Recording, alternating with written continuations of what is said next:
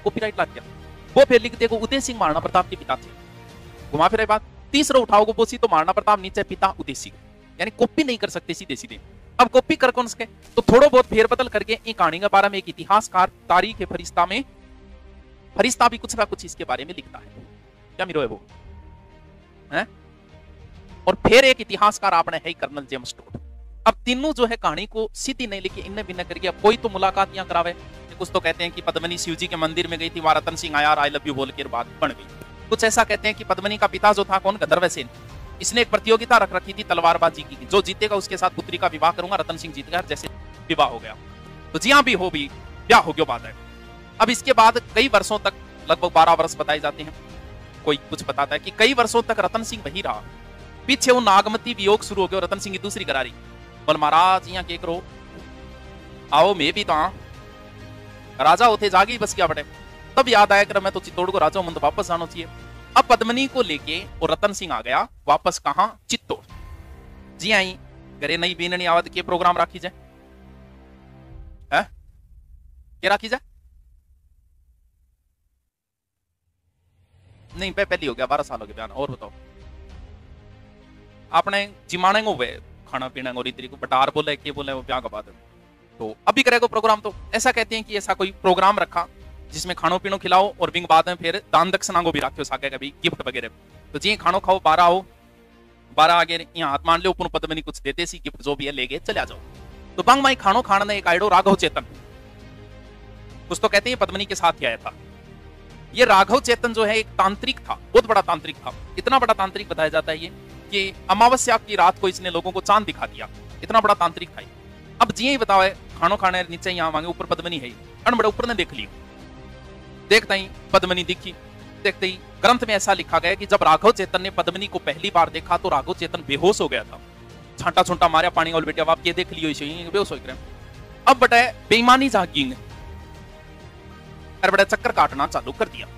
कटे चित्तौड़ गए पार कर ले, मोटरसाइकिल भाई लेगी जो आज की करना रंगन खुद कन तो है को नहीं भाई लगी। मोटरसाइकिल हाथ लागता है पिंग मोल पक्को ही चक्कर लगा गया होगा, मोटरसाइकिल में करीब ज्यादा हुए भाई लोग। तो बड़ो चित्तौड़ के पार कर चक्कर पर चक्कर। अब इन बात को पता लग गया ना रतन सिंह बुलाए, बोले ना तेरे खातर थोड़ी ले जवाब। अब क्या है, अपने शास्त्रों में ऐसा है क्योंकि ये जाति से ब्राह्मण था और एक राजपूत के लिए ब्राह्मण, चारण, गाय और दूध इन 4 चीजों की हत्या अवैध मानी गई है। यानी किसी भी सूरत में एक राजपूत इन 4 चीज की हत्या नहीं करेगा। हत्या के बराबर एक दूसरा दंड बताया गया कि उसे देश निकाला दे दो, वो हत्या के बराबर माना जाएगा। जैसे भगवान राम ने लक्ष्मण को मृत्युदंड दिया था तो उन्होंने हनुमान जी ने तरीका बताया कि इसे देश निकाला दे दो इस प्रकार से। बोले इन देश निकालो देते हो, मृत्युदंड के बराबर है, इन दरबारों निकालो। ओ बड़ो जानतो जानतो बोले कोई बात नहीं, मेरी नहीं हुई तो डायलॉग अठवीं चाले, मेरी नहीं हुई तो तेरी भी को नहीं होनी।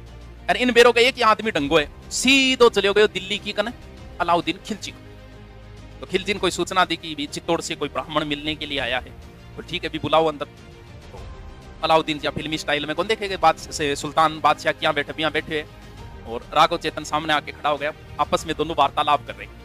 राघव चेतन को घुमा फिरा के बात तो पद्मनी पे जानी है। तो बातचीत मैं पूछ लियो, राघव चेतन बोल सुना क्या हाल चाल है?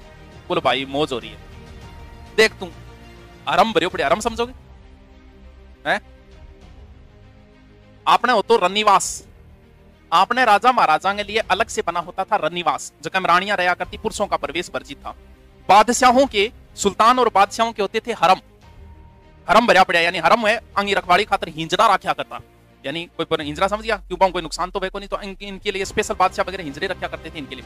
हरम में जो पैदा हो जाता था उसे हरामजादा बोला जाता था, अवैध संतान होती है, क्योंकि रामजादो को तो रामजादो वही होता जो हरम में पैदा होता। तो हरम में रानियां रहती थी, बादशाह का मसाज कराने की इच्छा होती तो वो भी थाईलैंड थोड़ी जाओ मसाज कराने, तो हरम में बढ़ो बादशाह में रानियां पड़ती टूटी है मसाज महसूस कर देती। तो बोलते एक हरम भरे पड़े, बेगमा देख एक सुनी बेगमा न्याल हो रहा भाई, बस इतना ही मौको चाहिए। और आगे चेतन ले ए सुनिए सुनी तो तेरे देखेड़ी कौन लड़ी, अब लागो वो मारने पंप। बोल सुनी तो रतन सिंह की रानी है पद्मनी, उसने अवधी भाषा में वर्णन किया, अवधी मनाओ कौन सी तो हिंदी अनुवाद बता दी, चाल जदियार बोले जदियार। फिर जब वो पान भी खाती है ना तो कंठों में दिखता है, अरे यहाँ करके लागो पढ़ाई बेचारा अलाउद्दीन दिमाग कर दियो खराब। बोल चलो रीट की तैयारी तो बाद में करेंगे, पहले हम पद्मनी को ही प्राप्त करेंगे। सीधो बतावे से पहले मैसेज वगैरह भेजा आपने, सीधा ही लिया उन्हें टिक करवा दिया, सीधा ही रवाना हो गया किसके लिए, पद्मनी को प्राप्त करने के लिए चित्तौड़। अब जब आया था ये अलाउद्दीन तो इसके साथ एक इतिहासकार भी आया था, उसकी चर्चा करनी जरूरी है क्योंकि वो इतिहासकार बहुत फेमस इतिहासकार है, जिसका नाम है अमीर खुसरो। यूपी का था, बड़ा फेमस व्यक्ति है ये अमीर खुसरो।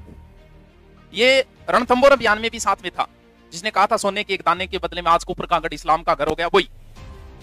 अमीर खुसरो का गुरु था निजामुद्दीन औलिया, कभी नाम सुना होता आपने। निजामुद्दीन औलिया ने कहा था हुजूर दिल्ली दुरुस्त, बड़ा फेमस गुरु चेला रेड है। इन दोनों लोगों ने 7 सुल्तानों का समय देखा है एक साथ, 7 सुल्ताना टेप रेड है दोनों। ये निजामुद्दीन औलिया कभी किसी सुल्तान के दरबार में नहीं गया था, अगर कोई बुलान भी आ जाता तो गैलड रस्ते पार कभी मिलने नहीं गया था। एक सुल्तान था गयासुद्दीन तुगलक, जो दिल्ली से बाहर गया था, तो वो अमीर खुसरो पसंद करतो, निजामुद्दीन ने करतो को नहीं। तो कहे अमीर खुसरो बोल देख ली मेरा बेल बेल तेरे कहती बारह चले जाते गुरुजान। तो अमीर खुसरो जाके बोले गुरुजी इसी कोई न्यूज आ रही है, यहाँ कह रही है मैं आता ही देख लूंगा। बोले देख खेड़ी है हुजूर दिल्ली दुरुस्त, दिल्ली बहुत दूर है। तो जैसे ही गयासुद्दीन दिल्ली के अंदर प्रवेश करा, छपरियो पड़े पड़ गए सल्टियो, तब से कहावत शुरू हो गई थी कि हुजूर दिल्ली दुरुस्त। ये निजामुद्दीन कहता था अमीर खुसरो से, कह देख मेरी लंबी उम्र की दुआ करी तू, क्योंकि जिस दिन मैं मारा जाऊंगा उसी दिन तू मारा जाएगा। तब कहते हैं कि जैसे ही निजामुद्दीन की मृत्यु हुई तो अमीर खुसरो कहीं बाहर गया था, जब आया गुरु की पार्थिव देह को देखा तो उसी समय बेहोश हो गया था। लास्ट में उसने एक शायरी बोली थी कि गोरी सोवे से जब मुख पे डारे के सल खुसरो गरा परे छां बही चहुदेस। ये लाइन कई बार पूछी गई है। उसके सामने बैठ गया था सब कुछ दान दक्षिणा करके, निजामुद्दीन औलिया की दरगाह के सामने बनी हुई है अमीर खुसरो की। ये प्रसिद्ध इसलिए बड़ा ही विद्वान रहा है। अमीर खुसरो सितार का आविष्कार इसी ने किया था। सितार देखेड़ी, सितार कौन देखेड़ी बजाना रही। कवाली गजल का जनक भी यही है। कवाली सुनेड़िए हैं, कवाली थारो फिल्म देखेड़िए धड़कन, धड़कन धड़कन दुल्हन का सहरा सुहाना लगता है, दुल्हन का तो दिल दीवाना लगता है। ब्याह में बड़ो कोई कौन बजावे गाने, तो के कारण है। उसमें देखना कादर खान जो गाता है वो कवाली है। कवाली बैठकर गाई जाती है, मुंदा गोटा मार के। और जैसे ये मान लो कि हम लोग भगवान को खुश करने के लिए क्या करते हैं, आरती। और ये मान लो कि ये भगवान को खुश करने के लिए क्या करते हैं, कवाली गाते हैं। गजल सुनेड़िए राजस्थान कौन सी सुनेड़ी, कौन सी गजल, राजस्थान का प्रसिद्ध गजल गायकार। अरे राजस्थान पुलिस में आया था 2011 में, शायद उनकी मृत्यु है 10/11 से। राजस्थान के प्रसिद्ध गजल गायकार थे गंगानगर के जगजीत सिंह।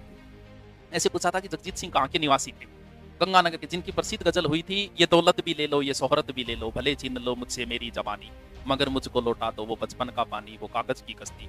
गजल कौन सुनेड़ी, थारा है सुनेड़ा है कमर तेरी लेफ्ट राइट आल है, लेफ्ट राइट आल है। गजल सुनेड़ी कौन, गजल कवाली ये सुनने के लिए व्यक्ति में धैर्य चाहिए, यानी धैर्यवान पुरुष ही सुन सकता है इन चीजों को।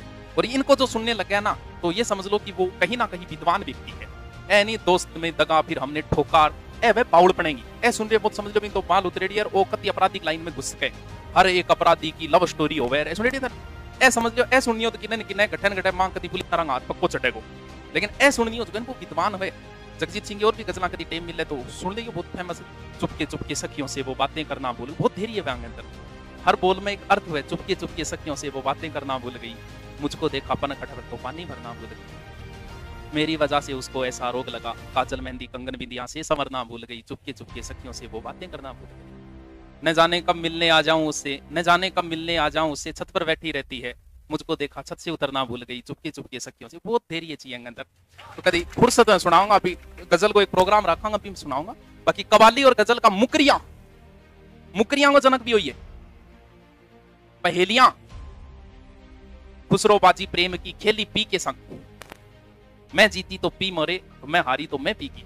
समझ में आएगी, कौन समझ आएगी? मटक मटक कर चलती हो क्या बात आती होगी। अरे यार इनको थोड़ा यहाँ ज्यादा दोरी भी को नहीं, लेकिन आज के टाइम में चीजा कौन चले पुराने पहेलियां थारी सुनेड़ी, पहेलियां मुकरियां, इसका जनक यही है। बूढ़ियाओं के नाम सुने अपा जी, अब तो चलो दोरी करो, अब तो टाइम पास खातर आप पबजी वगैरह खेला। पुराने टाइम में थोड़ा सा आप अपर टाइम अगर स्कूल लाइफ में टाइम पास खातर आप अंताक्षरी करया करता, गाना गुनाई। उससे पहले बूढ़िया क्या करता, उससे पहले आड्डी बोले, पहलिया नाम कौन बोले, बोला आड्डी आडनो, यानी एक बूढ़िया धुई पर बैठ जाता और आड्डी आड्या करता एक दूसरे ने फसान खातर। तो इस आडियां को जनक अमीर खुसरो को देख लिया, आड्डी जी होगी जैसे अमीर खुसरो किया कि एक थाल मोतियों से भरा, सबके सर पे औंधा धरा, थाल फिरे मोती उससे एक ना गिरे। अब कहीं उत्तर बताओ, ओ वह आड्डी, जकन आड्डी कौन बोली जाओ, क्या बोली जाओ, पहेलियां और मुकरियां। एक थाल मोतियों से भरा, सबके सर पे औंधा धरा, थाल फिरे मोती उससे एक ना गिरे, क्या हो गया, आकाश। एक थाल मोती ऊंधो अर्थ निकाला, अब है आड्डी। इंगो जनक भी कौन है? वो अमीर खुसरो ही है। तो ये इतिहासकार प्रसिद्ध व्यक्ति रहा है अमीर खुसरो। सितार, कवाली, गजल कई चीजों जनक हो। ये अमीर खुसरो भी इस अभियान में इसके साथ था। चित्तौड़ दुर्ग पे आके इसने जनवरी 1303 में आया। ये जनवरी 1303 आगे चित्तौड़ दुर्ग ने घेर लियो। लगभग बताते हैं 8 माह तक घेराबंदी रही। क्या आ गया? अगस्त 1300